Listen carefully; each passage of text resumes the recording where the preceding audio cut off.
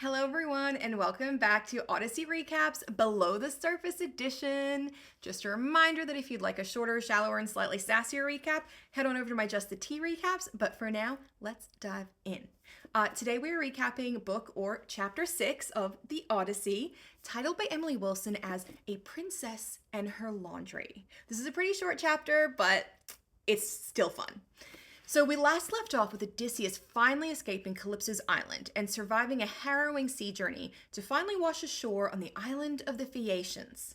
And now for chapter 6. While Odysseus sleeps and recovers from his trials at sea, Athena goes to visit the people of the land that he has washed up on, the Phaeacians, in the hopes of getting them to help Odysseus. She finds the bedroom of the young Phaeacian princess Nausicaa and takes the shape of her best friend and seems to sort of enter her dreams the same way she did with Penelope in book or chapter 4 when she pretended to be her sister. Athena tells Nausicaa that she must wash her piles of dirty clothes when she wakes up, that if she is to be married soon, she must have clean clothes. She tells her to bring a cart pulled by mules to carry all the washing to the washing pools, which are far from town. After Athena relays this message, she heads back to Mount Olympus. When dawn comes, the princess awakes and remembers her dream and goes to ask her father for the cart to take the household washing all the way down to the washing pools. Her father is happy to oblige and sends her off with a cart and an escort of all her female slave girls. So Nausicaa and her slave girls reach the river and wash everything. Then they have lunch and start playing a ball game while they wait for the clothes to dry. They're almost ready to go home when Athena decides to intervene. A slave girl misses her catch and the ball rolls down the ravine, causing all the girls to scream really loudly. The screams wake Odysseus, who decides to investigate, and he crawls out of his thorn and olive tree cave. Then he covers his genitals with a leaf because he's still very naked, but he's also like caked in salt and he looks kind of like a wild beast.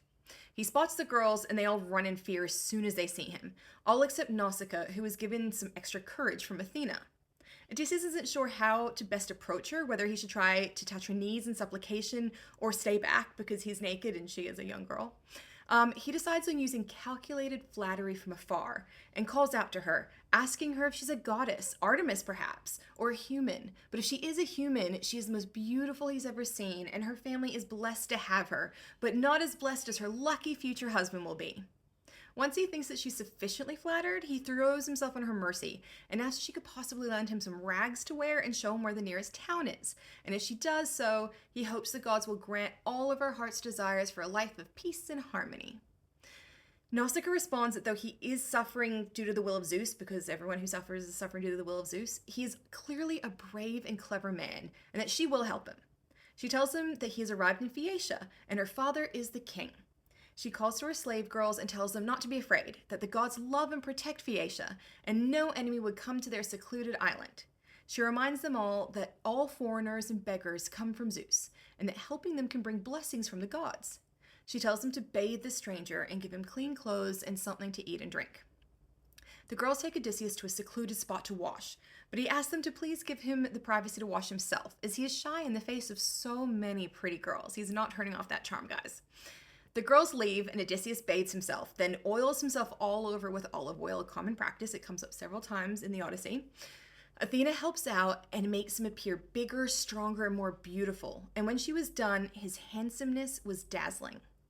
Nausicaa is shocked to see the transformation and decides that he must have been sent by the gods. She wishes that one day she would get to marry a man just like him, except for one thing, that he wishes to stay in Phaeacia and not go home to his wife.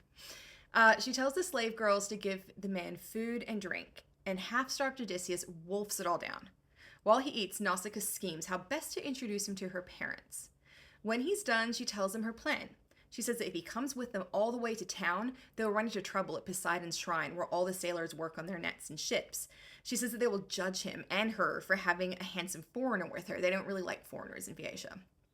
She tells him instead to follow her, and when they get to a grove of poplar trees dedicated to Athena, he needs to stop and wait there for a bit, and then carry on to town and ask to be directed to the palace alone.